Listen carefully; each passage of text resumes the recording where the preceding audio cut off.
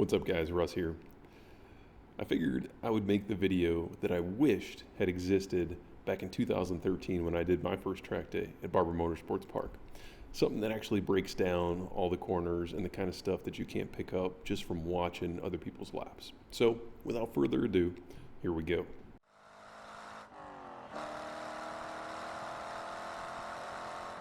As we come into turn one, you'll see a rough patch of pavement where the track has been repaired. If you've got a modern car with a good ABS system, it's nothing to worry about. But if you've got something like my Firebird that's really sensitive to axle hop, that rough pavement will upset it. And so you got to ease off the brakes just ever so slightly as you go over it. Next, you'll notice the track goes downhill and to the left. The downhill portion is important if you're a trail breaker like myself, because as the car goes downhill and you're on the brakes, there's a lot more weight transfer than you're used to. So if you use your normal trail braking technique, this is what's going to happen.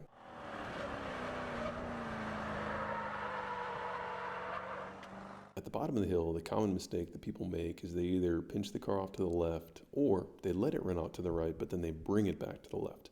What you want to do is let it run all the way out to the right, and then as the road goes to the right, just kind of let it go away from you a little bit.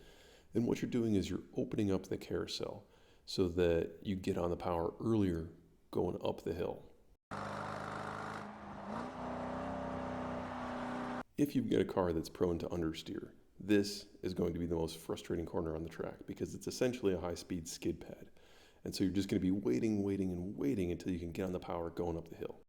If, however, you've got a car like my C5 Z06 with its gorgeous trailing throttle oversteer balance, this is the most fun corner on the track because it's the best place to practice steering the car with your right foot.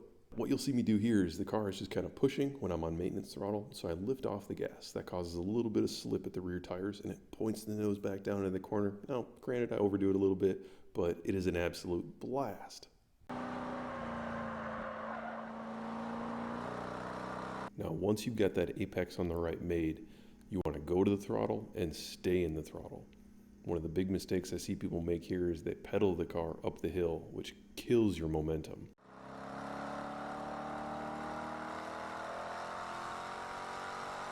This is the most dangerous corner on the track. The car is about to get very light and you can't see where the track goes. So what a lot of people do is they keep that right steering angle in and they lift off, and that results in oversteer.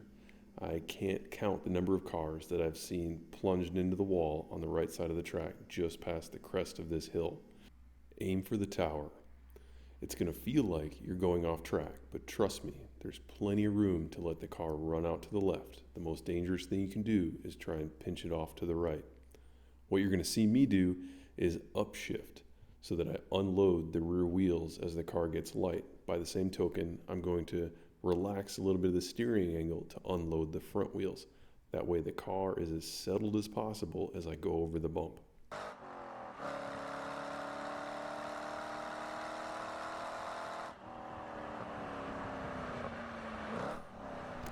Coming into the hairpin, you want to stay as far to the right as possible.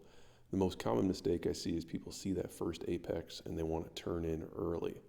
But what you really want to do is late apex this corner, especially in a car like my Z06 with low grip and a lot of power. As we come out of the hairpin, watch for the seam in the pavement. As the car goes over the seam in the pavement, it's going to unload the rear tires and the car is going to start to slide. But you'll notice I just stay in the power. That's because I know the weight's going to come back along with the traction, and the car will just keep accelerating.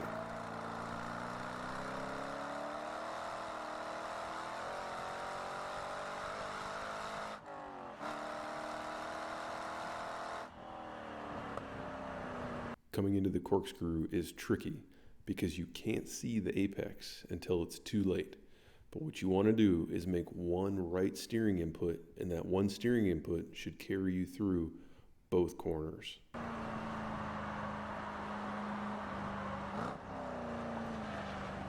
The bottom of the corkscrew is very tricky, but you want to be hard on the brakes and get just a little bit of oversteer, and then the camber of the road will actually catch that oversteer as you're going back to power if you do it just perfectly.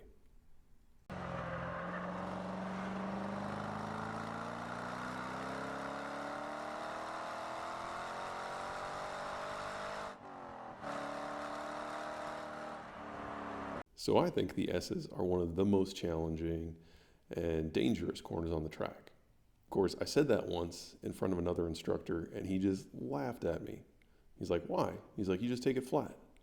Now, of course, he drives a 100 horsepower Miata on slick tires. My car is 1,000 pounds heavier and has almost 300 more horsepower.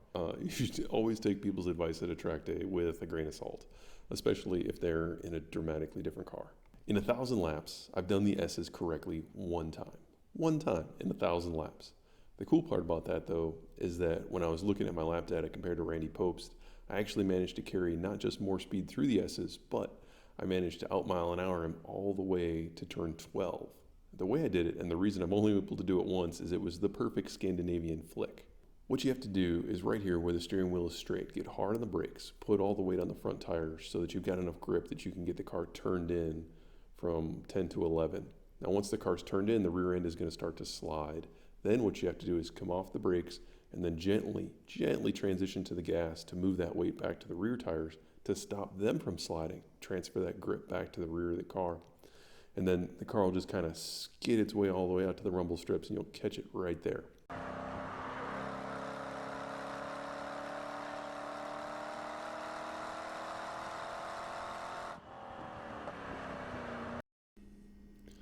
Coming into turn 12, you want to be as far right as possible. And you want to use a little bit of trail braking here because you want to point the car into 13 so that as it gets light, it's already pointed at 13. So you're not trying to steer as the road falls away from you, because as the road falls away, if you're not trail braking, you're going to have a lot of understeer. Now I overdo it here, but you kind of get the idea. At the bottom of the hill, you want to do your downshift if you're going to do it because the car is loaded and it's got the maximum traction.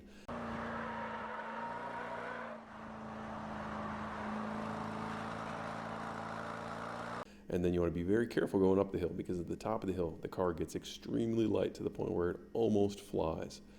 And right after it lands, there's a big bump. And so lots of cars will rub their left front suspension here. And you'll see my car kind of gets squirrely on me, and that's because the suspension is bottoming out. But once it gets through the bump and the suspension settles again, it comes back. So just manage the oversteer and then stay on the throttle.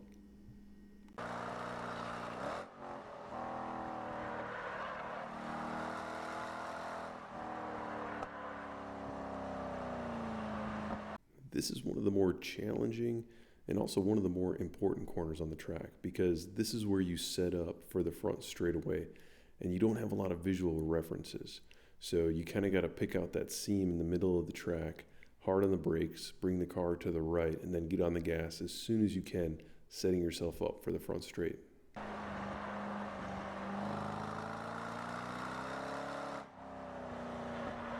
And then finally rolling onto the front straightaway.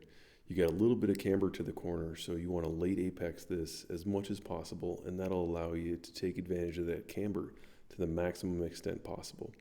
Similar to the hairpin, there's a seam where the car is going to unload for a split second, but same thing, just stay on the power, and when the weight comes back to the rear tires, the traction will come back and you can just stay in the gas.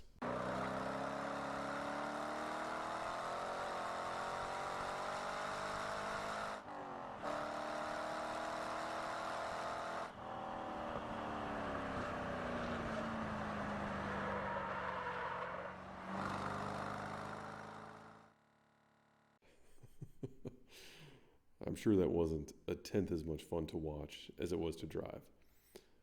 Barber Motorsports Park is absolutely my favorite stateside track. I love the place. I was addicted to it, hence so many laps there. I love the fact that it's easy on the cars and it's a nice flowing track that by the same token has got just enough of those treacherous elevation changes that it kind of reminds me of the Nürburgring in the way that it demands courage of the driver if you want to set like a really quick lap.